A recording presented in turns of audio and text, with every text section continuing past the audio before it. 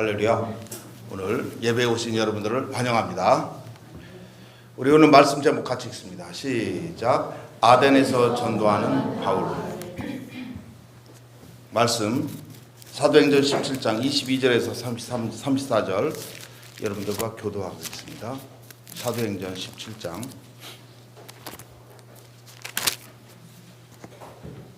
22절부터 바울이 아레오바고 가운데 서서 말하되 아덴 사람들아 너희를 보니 범사에 존귀심이 많도다. 내가 부르다르며 너희가 위하는 것들을 보다가 알지 못하는 신에게 달고 책임 전도 보았으니 그것을 너희가 알지 못하고 위하는 것을 내가 너희에게 알게 하리라. 우주와 그 가운데 있는 만물을 지으신 하나님께서는 천지의 주제신이 손으로 지은 전에 계시지 아니하시고 또 무엇이 부족한 것처럼 사람의 손으로 섬김을 받으시는 것이 아니니 이는 만민에게 생명과 호흡과 만물을 친히 주시는 이시니라. 인류의 모든 족속을 한 혈통으로 만드사 온 땅에 살게 하시고 그들의 연대를 정하시며 거주의 경계를 한정하셨으니 이는 사람으로 꼭 하나님을 거두어 찾아 발견하게 하려 하시는데 그는 우리 각 사람에게서 멀리 계시지 아니하노라. 우리가 그를 힘입어 살며 기동하며 존재하느니라. 너희 시인 중 어떤 사람들이 말과 같이 우리가 그의 소색이니라 하니 이와 같이 하나님의 소생이 되었은즉 하나님을 금이나 은이나 노래나 사람의 기술과 보안으로 생긴 것들과 같이 여길 것이 아니니라. 알지 못하던 시대에는 하나님이 간과하셨으나 이제는 어디든지 사람에게 다 명하사 회개하라 하셨으니 이는 정하신 사람으로 하여금 천하를 공의로 심판할 날을 작정하시고 이에 그를 죽은 자 가운데서 다시 살리신 것으로 모든 사람에게 믿을 만한 증거를 주셨음이니라 하니라. 그들이 죽은 자의 부활을 듣고 어떤 사람은 조롱도 하고 어떤 사람은 이 일에 대하여 내 말을 다시 듣겠다 하니 이에 바울이 그들 가운데서 떠나매 몇 사람이 그를 가까이 하여 믿으니 그 중에는 아레오바고와 르고 관리 디오노시오와 다마라라 하는 여자와 또 다른 사람들도 있었더라. 아멘. 오늘 말씀은요,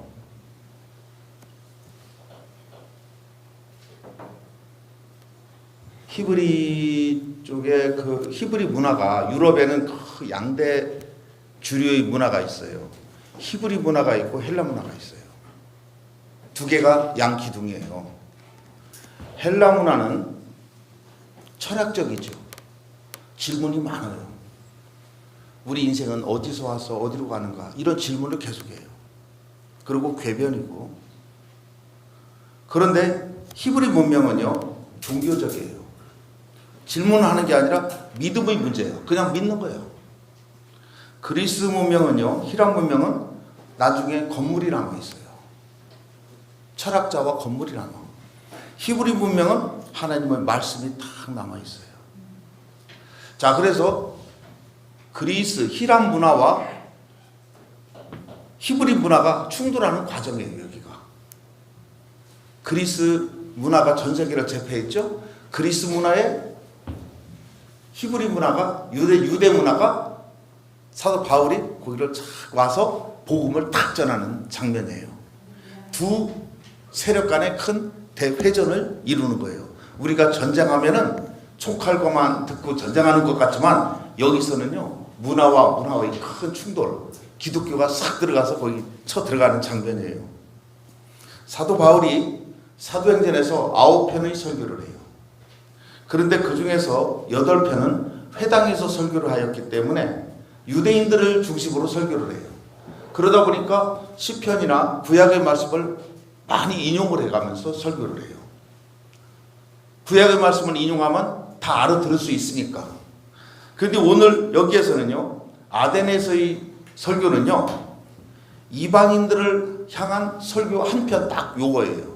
그러다 보니까 구약의 말씀을 인용을 하면 안 되잖아요. 이방인들이니까. 그래서 사도 바울은 그리스 사람들이 다 아는 걸로 인용을 하더라고. 그리스 사람들 하면 누구나 다 아는 시 같은 거를 탁탁 들어서 예를 들어요. 그래서 또 아테네는요, 아테네, 그리스 문화의 중심은 아테네죠. 히브리 문화의 중심은 예루살렘이에요. 아테네에는 BC 4세기경에 유명한 철학자들이 계시죠. 한번 아는 분들 한번 해봐요. 또 소크라테, 또 플라토, 하여튼 많어. 그래, 그 중에 한 명이 나우나의 형님이 있어. 됐어요. 그래서 여기에서 딱 보니까 사도 바울이 빌립보를 거쳐서 데살로니가를 거쳐서 핍박받고 도망와요. 데살로니가에 그 디모데를 남겨놓고 바울 일행이 먼저 와요. 그래가지고 아덴에 도착했어. 아덴에 도착해서 디모데가 오기를 기다리는 거야. 디모데가 오기를 기다리다가 그 성에 우상이 가득한 것을 보고 마음에 격분을 일으켰어. 야, 이게 뭐예요? 아무리 도시가 크고 화려해도 순전히 뭔 우상만 가득하네. 그러니까 사도 바울이 회당에서 유대인들과 경건한 사람들과 또 장터에서 날마다 만나는 사람마다 변론하는 거예요. 어떤 에피쿠로스와 스토아 철학자들과도 바울과 쟁론하는 거예요. 막 철학자들하고 막 하는 거예요. 어떤 사람은 이르되 이 말쟁이가 무슨 말을 하고자 하느냐 하고, 어떤 사람은 이르되 이방신들을 전하는 사람인가 보다 하고, 이는 바울이 예수의 부활을 전하기 때문에 이방신을 전하나 보다. 거기 사도행전 17장 16부터 쭉 나와 있고 앞에 쪽에. 그래서 그를 붙들어서 아레오바고로 가며 말하기를, 내가 말하는 이 새로운 가르침이 무엇인지 우리를 아레오바고 광장에서 가르쳐 달라, 이렇게 했어요. 여기서 아레오바고 광장은 뭐냐면, 아테네는요 신전들이 많고요, 거기에서는 사람들이 모이는 대집회장소도 있고, 거기에서 종교 재판도 하고 여러 가지 행사를 하는 광장이 있어요. 아테네의 큰 도시의 북서쪽에 아레오바고 광장이 있는데 어마어마한 큰 바위가 있어. 그 밑이 광장이야. 그 근처는 막 신전들이 막 그렇게 써 있어. 한번 사진 한번 봐요. 자, 아레오바고 이 밑이가 그 광장이고, 그 위에도 또 광장이에요. 그 뒤에 신전들이 있어요. 다음 봐요. 여기에 비문이 하나 있죠. 시커먼색. 그게 사도 바울이 오늘 설교한 내용이 거기에 기록돼 있어. 너무너무 유명한 설교잖아요. 그 다음 거 보세요. 그래서 그 아레오바고 광장에서 건너편으로 보면 저쪽 맞은편에 또 신전들이 있잖아요. 신들의 도시잖아. 여기에서 지금 한 게임 붙는 거예요. 그래서 여기에서 답변하는 그들은 사도 바울을 아레오바고 광장으로 데리고 오고, 사람들은 거기 쫙 모여있고, 거기서 네가 말하는 것을 한번 얘기해봐라. 그러니까 사도 바울이 그들에게 예수님을 모르고 하나님 모르는 사람들에게 설교를 쫙 하는 장면이야. 첫째로 하나님은 어떤 분인가를 얘기하는 거예요. 22절 보세요. 바울이 아레오바고 가운데 서서 말하되, 아덴 사람들아 너희를 보니 범사에 종교심이 많도다. 사도 바울은 아테네 사람들에게 쭉 설교를 할 때 그들의 감정을 자극 안 해요. 그들을 띄워줘. 그들한테 야, 니네들 왜 이렇게 우상이 많냐? 이런 식으로 지적하지 않고, 종교심이 많다는 거 우상 많냐? 그 얘기랑 비슷한 거잖아. 근데 비아냥거리는 게 아니라, 너희들 보니까 범사에 종교심이 많구나. 굉장히 부드럽고 좋은 말로 표현해줘요. 이 종교심이 많다 요 얘기가요, 종교심이 많다 요 표현이 야리꾸리하죠. 종교심이 많다. 헬라어로 뭐라고 하냐면 종교심이 많다 요 얘기가 나도 읽기도 어려워. 하도 길어서 데이시다 이모네 데스트레오 뭐 이렇게 나와. 하여튼 그렇게 돼 있어. 그래서 성경에 처음 나오는 용어인데 두려워하다와 귀신의 합성어예요. 그래서 종교심이 많다는 얘기는 뭐냐면은 귀신이 무서워서 두려워서 종교를 의지하는 거를 말하잖아요. 그 같은 말이에요. 그래서 귀신, 마귀가 무서워서 신전을 지어주고 거기다가 공양을 하는 거야. 그래서 종교를 의지하는 거죠. 그거 같은 뜻이에요. 그래서 예수님이 사도 바울이 와서 너희들에게 종교심이 많구나 이 얘기를 할 때 이 얘기는 뭐냐면 너희들이 이제 걱정 말아라. 마귀가 두려워서 마귀를 두려워하는구나. 그러나 마귀에서 해방할 자를 내가 소개해 줄게. 그 얘기도 또 돼요. 그래서 요한일서 3장 18절에는요. 하나님의 아들이 나타나신 것은 마귀의 일을 멸하려 하심이라 그 얘기 있잖아요. 사도 바울이 그들에게 마귀의 일을 멸하려 하시는 예수님을 내가 소개해 주겠다나 그것이 함축되어 있는 거예요. 마귀는요 예수 그리스도 이름을 가장 무서워해요. 그래서 우리가 예수를 믿으면 마귀의 두려움에서 우리는 벗어나요. 우리가 예수님 믿는 순간부터 우리가 범사에 종교심이 많은 우리 옛날의 어머니들도요 두려움이 싹 사라지고 편안해서 교회 잘 다니시고 그렇게 기뻐해요. 우리 어머니도 종교심이 무지 많았어요. 정월 대보름이면 나 떨어져 뒷산에 가가지고 빨간 흙을 파오래. 세수대에 가지고 소매로 막 파와. 동네 사람들이 다 파서 거기가 굴을 이루었어. 황토 그거 아주 푹 들어갔어. 지족에 가면 그거 지금도 있어요. 흔적이. 그래서 그러면 그거 갖다 놓고 화장실 앞에도 세 개 놓고 대문 앞에도 세 구씩 이렇게 놔. 그리고 떡 해놓고 그래요. 전기심이 많으니까. 그러고 그 추운 날도 목욕하고 뭐 정월날 뭐 그 저기 장광에다도 하고 막 빌어. 이렇게 촛불 켜놓고 막 또 이렇게 전기심 많은 거지. 그런데 우리 어머니가 예수를 딱 믿었어요. 그래서 어머니한테 엄마 예수 믿으니까 뭐가 좋아요? 그러니까 야 평안해서 좋다야. 이것저것 걱정도 안 하고 두렵지도 않고 그렇다야. 예수 믿으면요 평안해요. 주님을 믿으면 예수님보다 더 강한 신이 없잖아요. 마귀가 싹 물러가요. 그래서 예수님이 사도 바울이 범사에 종교심이 많도다. 그 얘기는 거꾸로 말하면 예수님을 소개해서 너희들에게 두려움을 없게 해주겠다. 그 얘기예요. 그런데도 23절 보세요. 내가 두루 다니며 너희가 위하는 것들을 보다가 알지 못하는 신에게라고 새긴 단도 보았으니 이제 사도 바울은 그들의 모든 것을 하나하나 존중해주면서 해석해주고 존중해주면서 이렇게 설명해주는 거야. 알지 못하는 신에게 그 얘기하면서 예수님을 살짝 지금 언급해 나가는 거예요. 그리고 두 번째는 알고 보니까 너희들에게 알지 못하는 신에게라는 단도 있더라. 이 얘기는 뭐예요?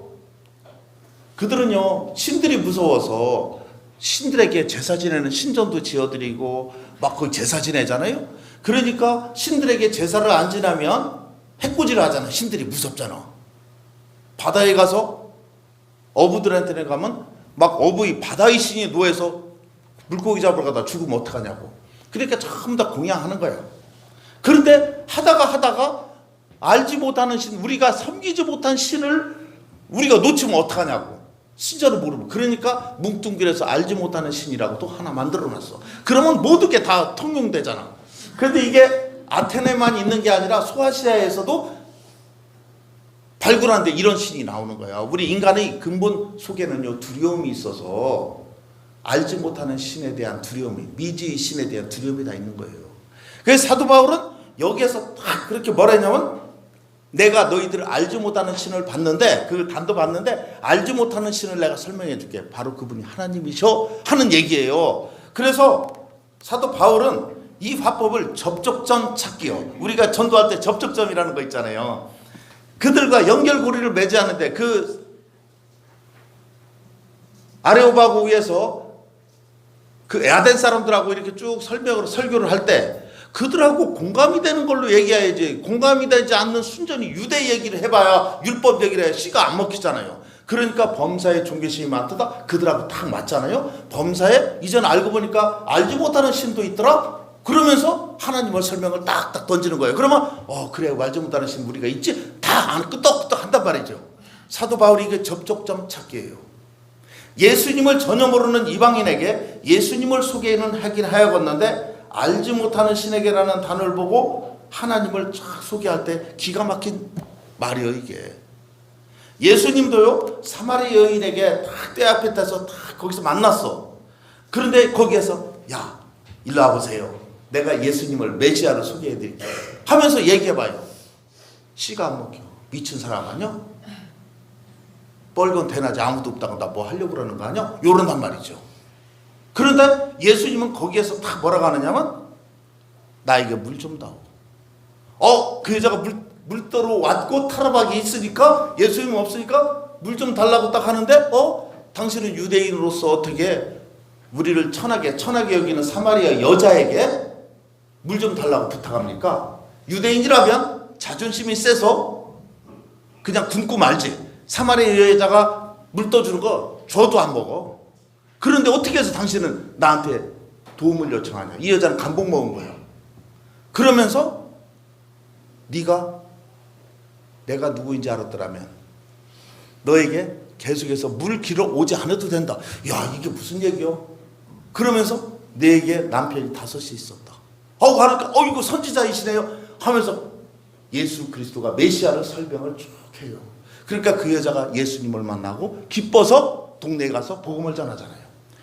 연결고리, 물 좀 달라. 요게 연결고리예요. 그 여자에게 있는 걸로 탁 얘기하는 거예요. 예수님께서 베드로에게도 어떻게 해요? 베드로가 밤새도록 고기를 못 잡았는데 그물을 개고 있었어요. 빈 그물을.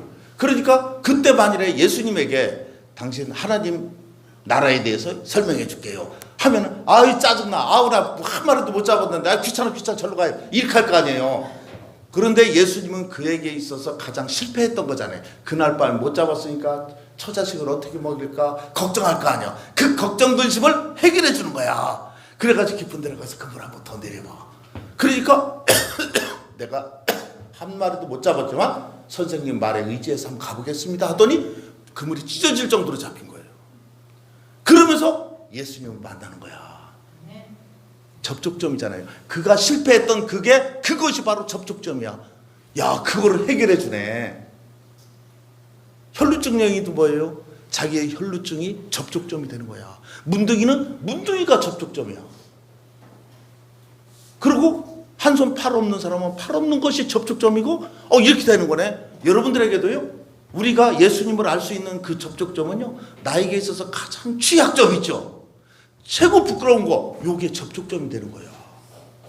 요로 예수님한테 딱 들고 나가는 순간 그것이 해결이 되면서 나에게 이거 해결해 주신 분이 주님이시네. 요걸 알게 되는 거야.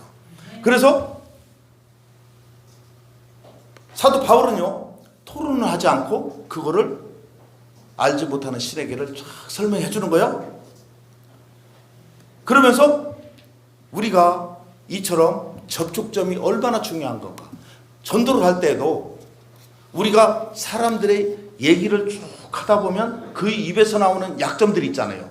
갈급한 거, 힘든 거, 지금 막 그냥 어떻게 할 줄 모르고 그 얘기를 탁 잡고 그 문제 해결을 탁 얘기해 주는 거예요. 예수님한테 나오는 해결이 돼요. 하면은 그 마음이 그 얘기할 때 가난해져 있을 때 말이 싹 들어가서 복음이 들어가는 거예요.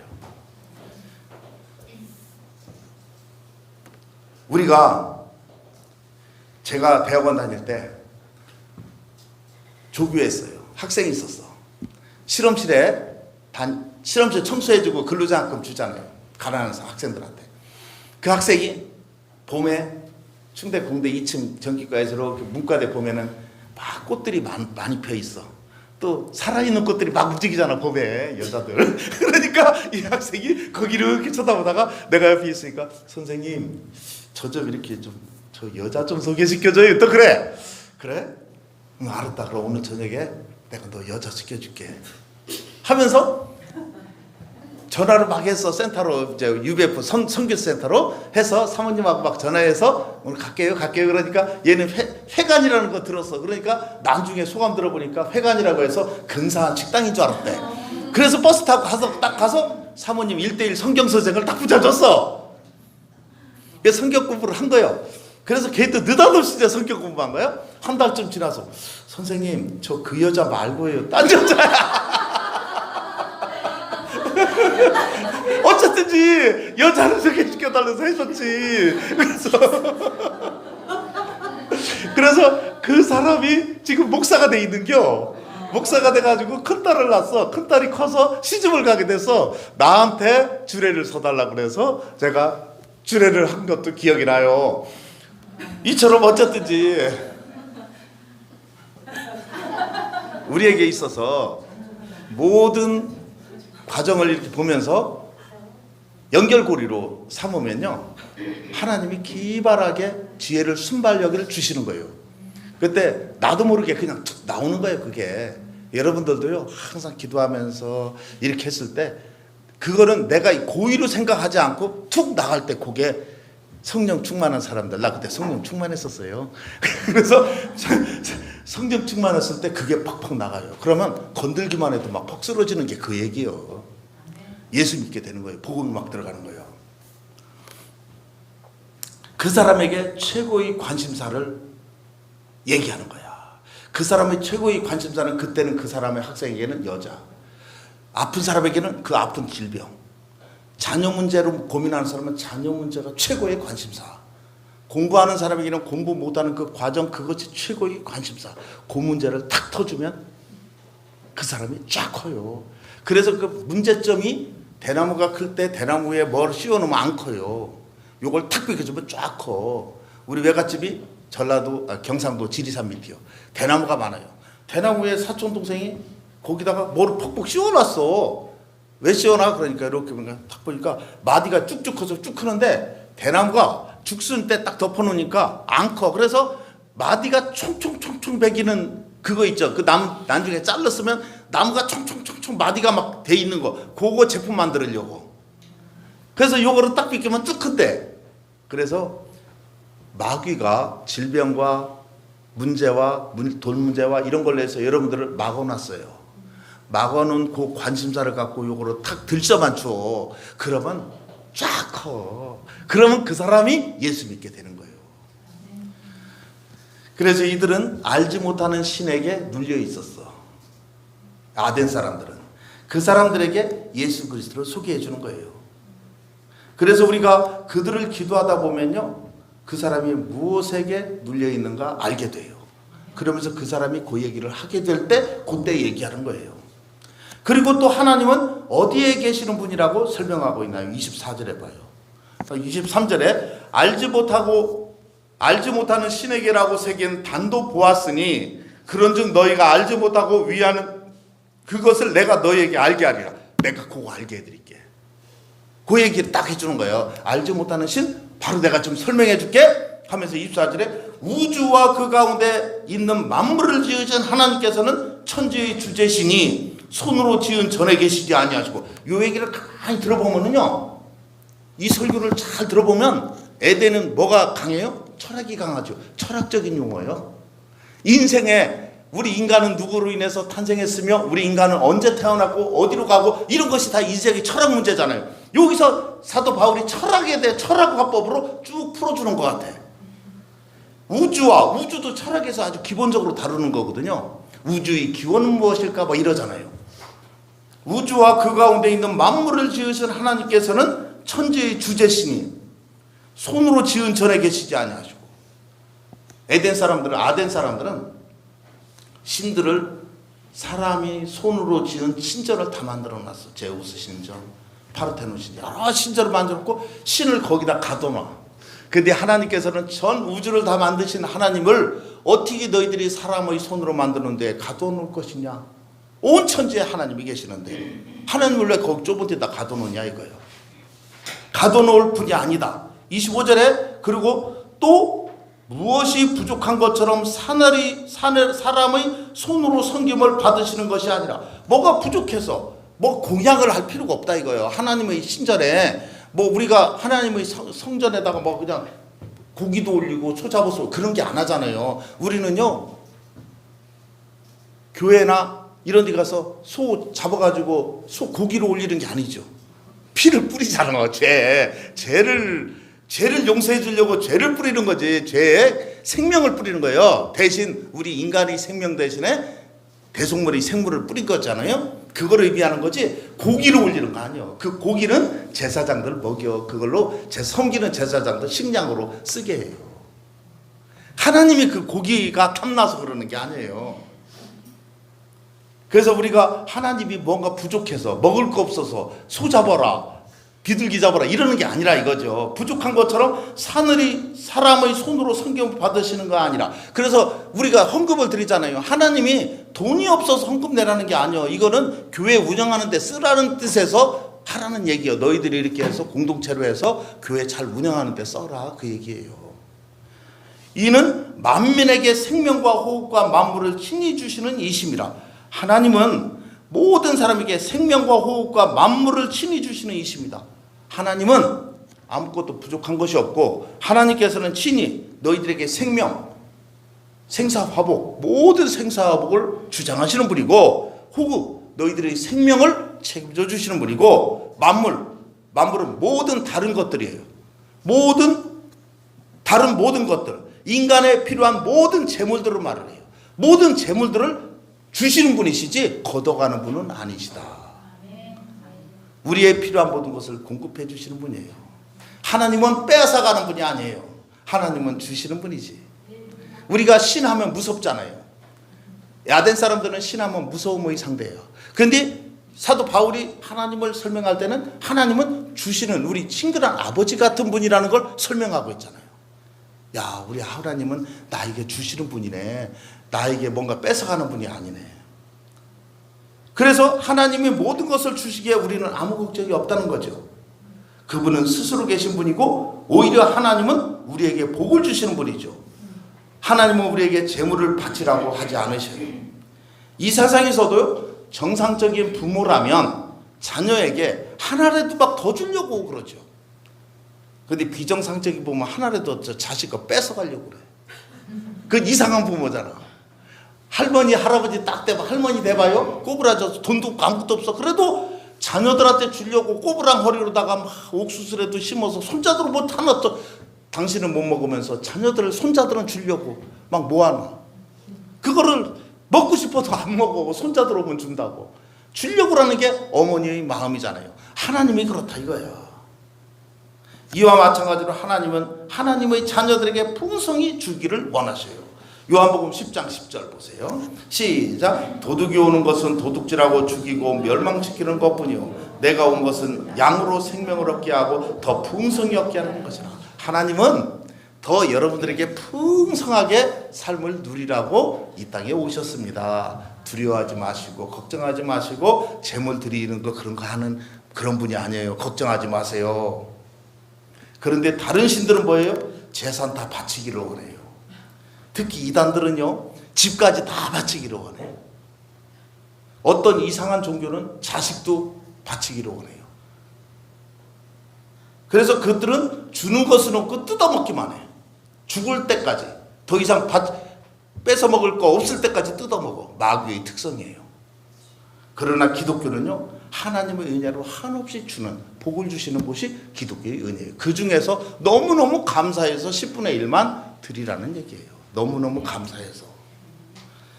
자, 그래서 25절을 다시 봐요. 또 무엇이 부족한 것처럼 사람의 손으로 섬김을 받으시는 것이 아니니. 제우스나 이런 다른 그 당시 신들은 전부 다 사람의 손으로 공개받았잖아요. 얼마나 많은 재물들이 거기 들어갔을까요? 얼마나 힘이 들었을까요? 이는 만민에게 생명과 호흡과 만물을 친히 주시는 이심이라. 이런 하나님을 쫙 설명해. 그러니까 이스라엘 아덴 사람들은 이 얘기를 들으니까 야, 그 하나님 만나고 싶다. 요 마음이 딱 올 거 아니에요. 아버지 같으신 분이네. 자, 그래서 둘째로 하나님은 하나님의 자녀들을 새롭게 지으셨어요. 26절 봐요. 인류의 모든 족속을 한 혈통으로 만드사 온 땅에 살게 하시고 그들의 연대를 정하시며 거주의 경계를 한정하셨으니. 아, 이것도 철학적인 용어잖아. 이것도 가만히 들어보면 철학 얘기야, 철학 얘기. 우리 인간은 어디서부터 왔고 어디서 있고 어디서 살고 이게 다 인류의 모든 족속을 한 혈통으로 만드사. 구약시대 때는 저기가 누가 만들었어요? 하나님께서는 아담으로부터 쫙 만들었어. 그런데요, 아담의 한 혈통에서 나온 온 인류는요, 죄로 말미암아 고장이 나버렸어. 그 인류가 고장나버렸어. 고장났어. 귀신만 보면 벌벌 떨어. 응? 먹을 것도 막 못 먹고 힘든 거예요. 이 사회생활에 적응도 힘들어.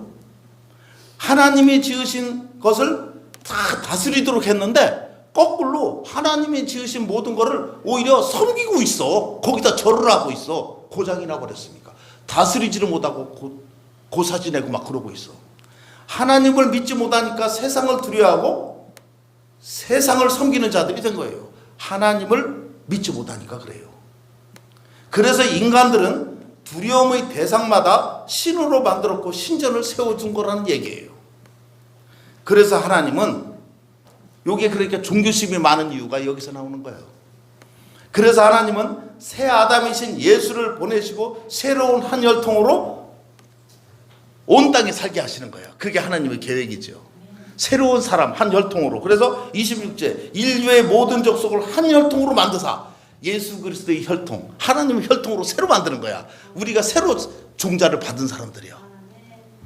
그래서 에베소서 4장 13절 보면요, 우리가 다 한 하나님의 아들을 믿는 것과 아는 일에 하나가 되어 온전한 사람을 이루어 그리스도의 장성한 분량에 충만한 데까지 이르리니, 온전한 사람이 된 거예요. 이제는. 전에는 고장난 인생 아담은 이제는 온전한 인생이 된 거예요.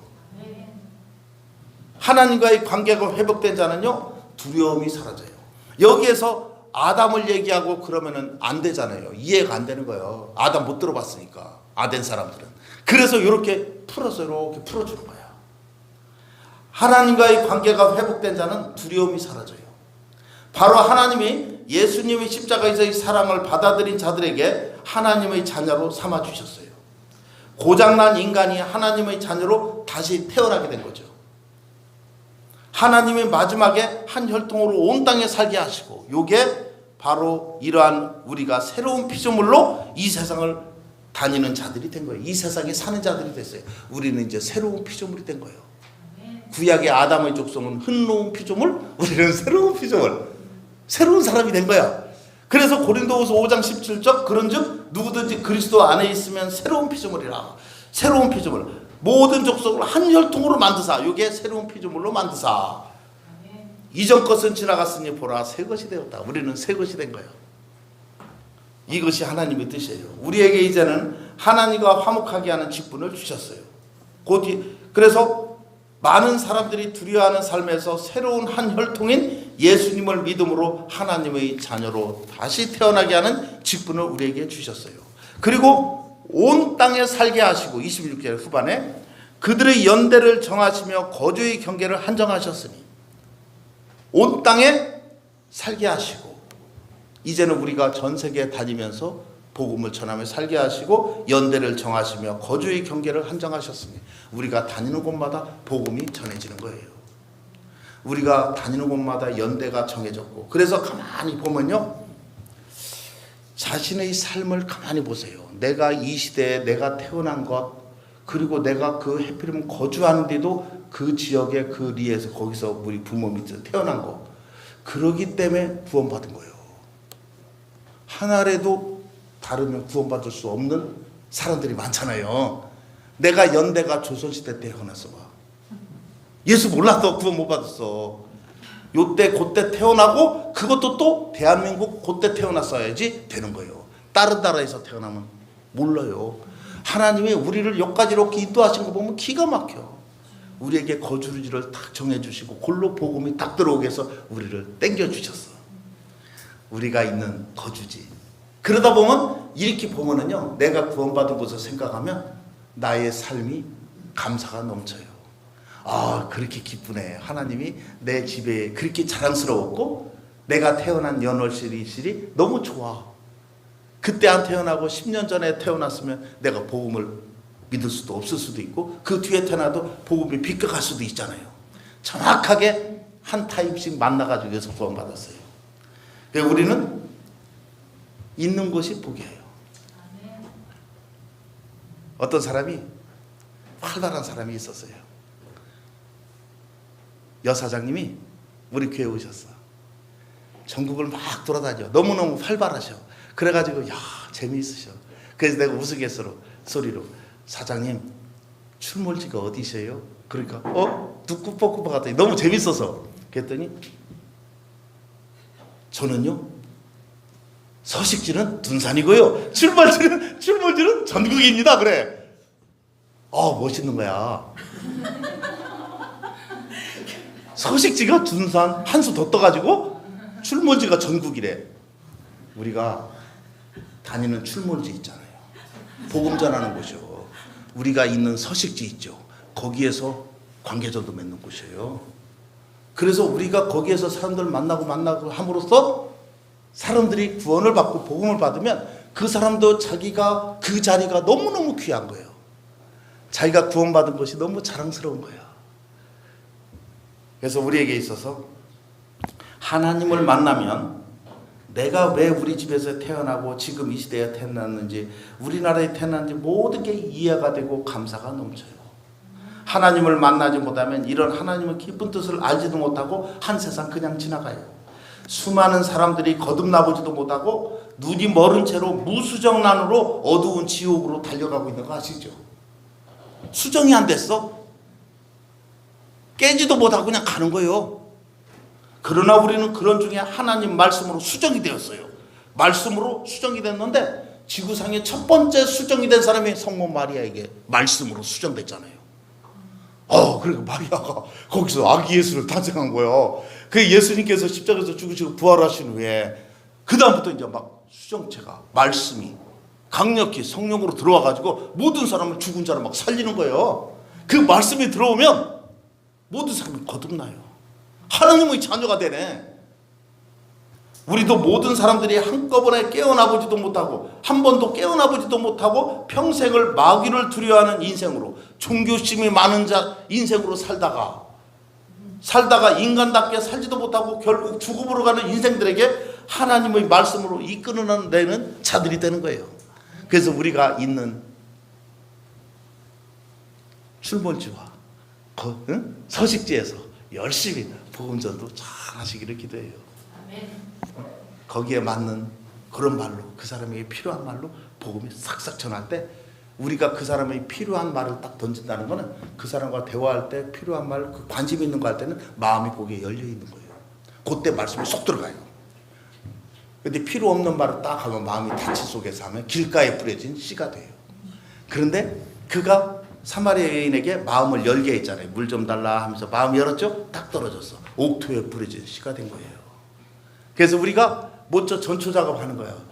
여자 여자 시켜주세요 할 때 그가 어쨌든 거기 가서 마음을 열어서 복음이 들어간 거예요. 항상 우리에게 있어서 사람들에게 만나면 그의 필요한 거, 그의 부족한 거, 그의 문제점, 요것을 잘 끌어내세요. 잘 끌어내서 그 답을 복음으로 탁 꼬리나면요, 그 사람이 거듭이 탁 나. 예수 그리스도의 십자가의 부활의 예수님이 싹 들어가면 그가 예수 믿게 되는 거예요.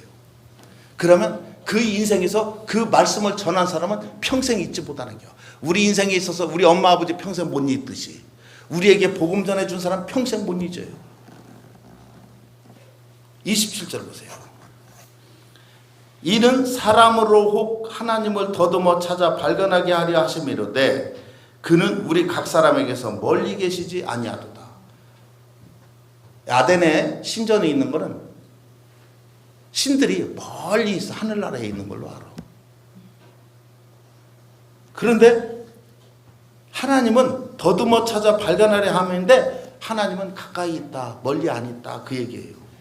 하나님은요, 우리 인간이 알기에 충분한 모든 것을 다 갖고 있다고 그랬어요.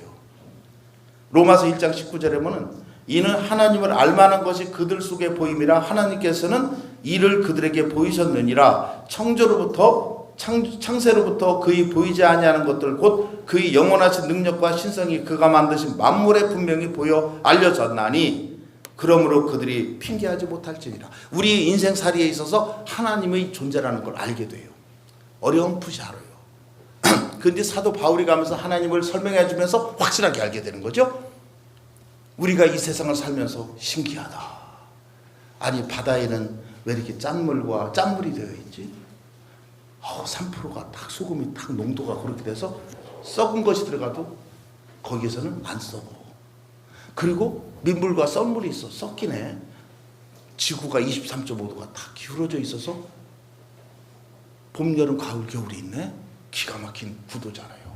이거는 신이 아니면 할 수 없는 거예요. 어떻게 우연히 그렇게 될 수 있을까? 태양과 지구와의 거리가 기가 막히고 달이 빙글빙글 돌면서 민물과 썰물이 이루어지고, 그리고 우리 인간을 또 과학자들이 다 현미경으로, 전자현미경으로 보면요, 미토콘드리아가 있고, 거기에 뭐 희한하네, 세포가 있는데 그게 살아 움직이네. 야, 이 질서는 뭐야? 원자가 있고 원자 속에 전자가 또 있고, 야, 이게 핵이 있고, 이건 또 뭐지? 야, 이게 질서적이네. 똑같은 철이면 철의 분자가 모양이 똑같아. 수소는 수소대로 갖고, 이거는 우연이 아니오. 그리고 이것만큼가 우주를 보니까 우주도 희한하네. 우리가 보는 밤하늘 별들 봐요. 은하수가 쫙 깔려있죠? 은하수가 우리 은하예요. 거기서 가장 밝은 부분이 있잖아요. 펄 불덩어리 같은데 거기가 우리 은하의 가운데예요. 거기에 별들이 너무나 많아가지고 그게 그냥 훤하게 보이는 거예요. 우리나라 은하에 태양과 같은 게 3,000억 개가 있대.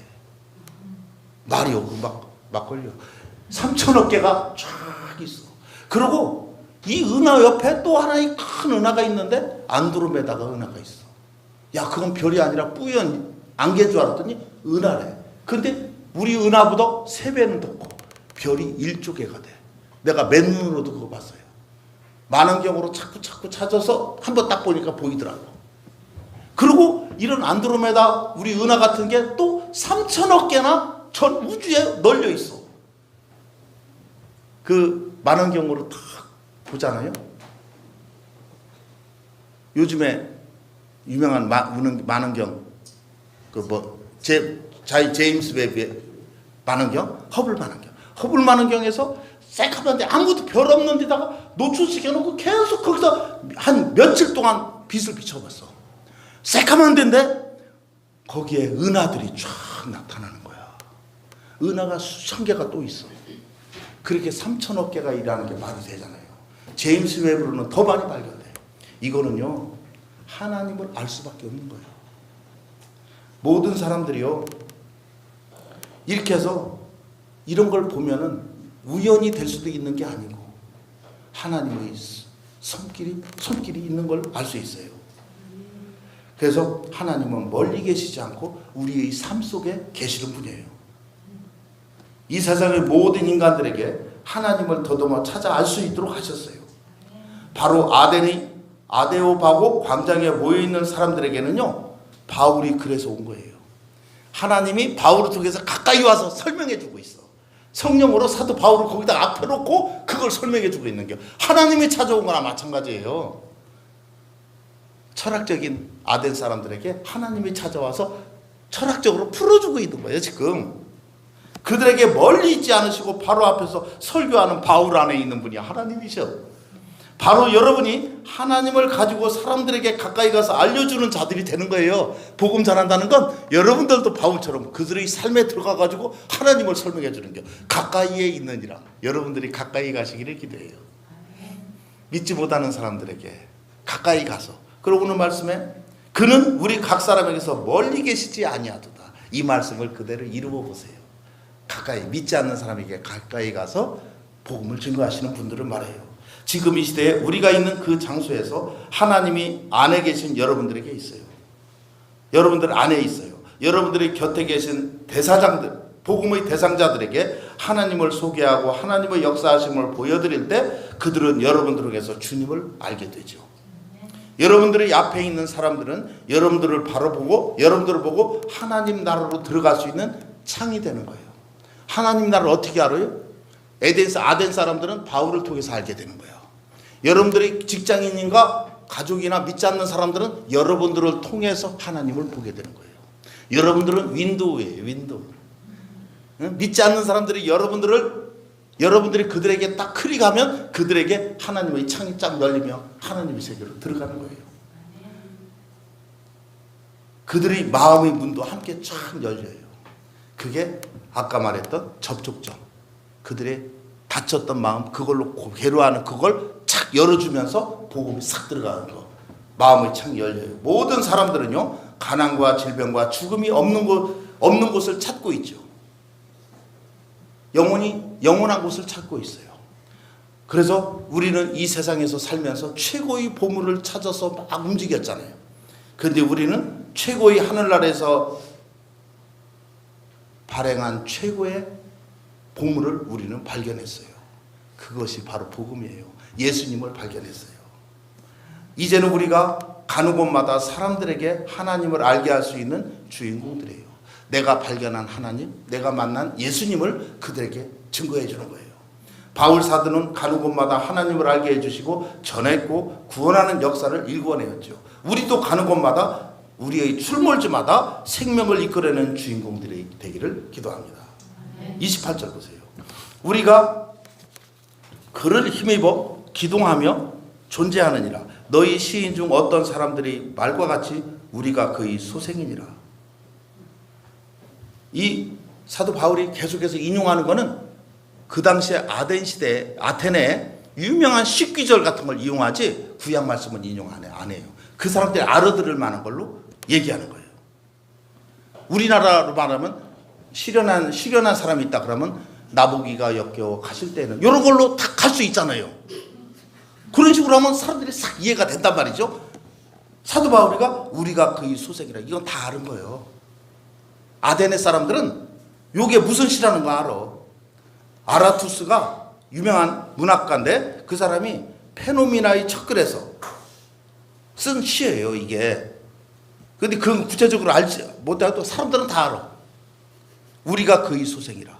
그렇게 하면서 하나님을 소개를 해주는 거예요. 우리는 하나님의 소생입니다. 요걸 또 얘기해 주는 거예요. 그거에서. 그래서 29절에 이와 같이 하나님의 소생이 되었은즉 하나님의 소생이라고 하잖아.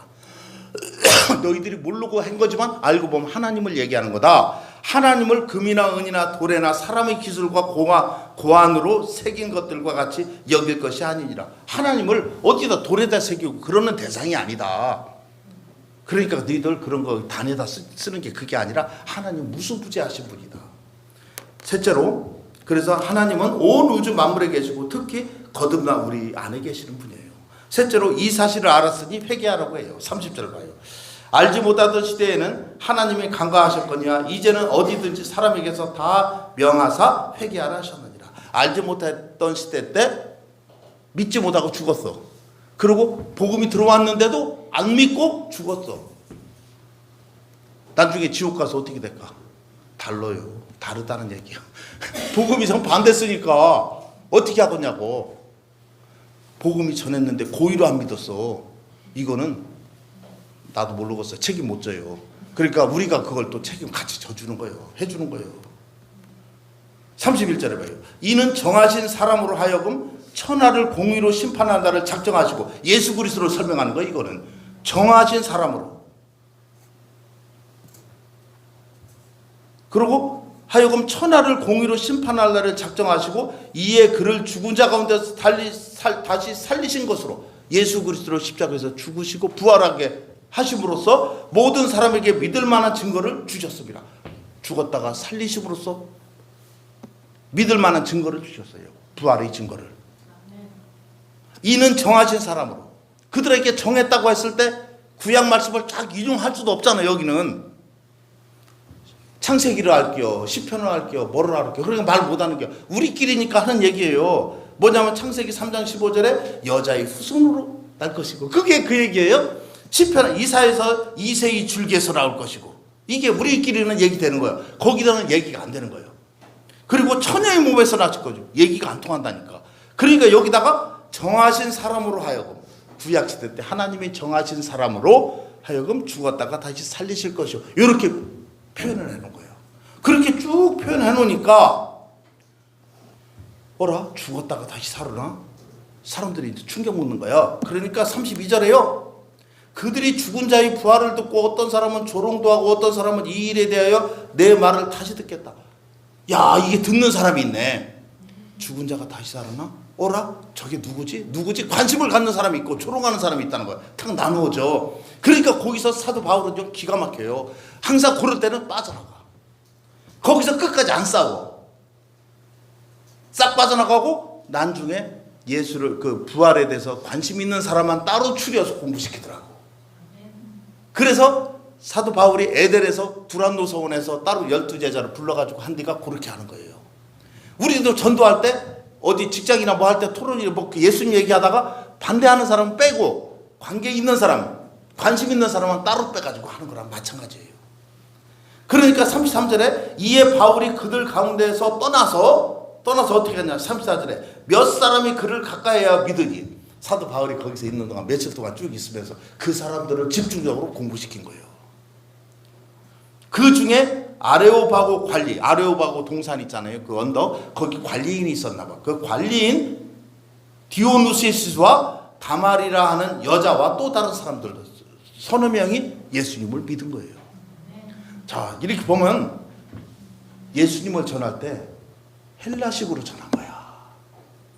유대식으로 안 전했잖아요. 이 사람들한테 이렇게 하면 헬라인들이 이해를 해요. 이게 철학적으로 설명을 쭉 하니까 이해를 하는 거야. 그분이 누구지? 죽었다가 살아나? 그분이 누구지? 이렇게 하면서 귀가 열리는 거야. 그래서 그들에게 예수님을 탁 소개하니까 서너 명 건지는 거예요.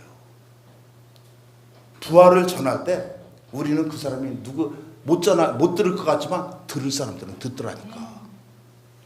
그래서 우리가 항상 사람들을 만나면요, 당신을 위해서 예수님께 십자가에서 죽으셨어요. 욕까지만 하지 말고 그분은 죽으셨다가 부활하셨어요. 부활을 믿을 때 여러분 당신은 거듭납니다. 요 얘기까지 딱 해주면은 나중에 그게 충격을 와가지고 우리를 찾아오게 돼 있어요. 그래서 이 많은 사람들이 사도 바울이 아덴에서의 전도는 실패했다고도 해요. 왜 그러냐? 거기는 교회가 없지 않냐. 딴 데는 데살로니가나 고린도나 아베소나 에베소나 다 교회가 있는데 아테네 교회는 없지 않냐. 이렇게.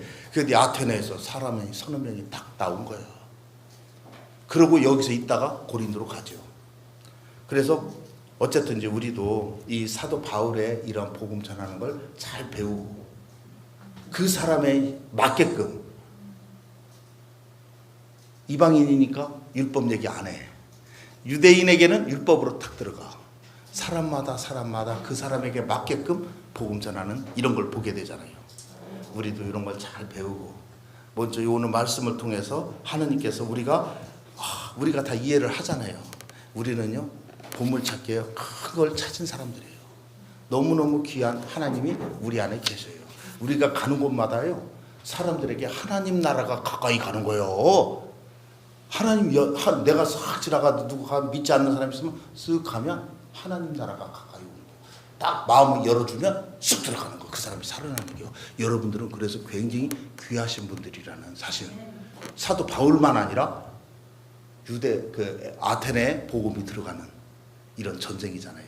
여러분이 있는 곳 전쟁터에서 반드시 승리하시기를 기도합니다. 오늘 이 말씀을 갖고 기도하면 기도하겠습니다. 주여 시작. 주여, 주님 감사합니다. 아덴에서 전도하는 바울을 배우게 되었습니다. 주님, 바울이 전도할 때 하나님 자기가 말하고 싶은 대로 하지 않고 아덴 사람들이 철학을 잘 활용해서 그들에게 하나하나 이렇게 풀어주는 것을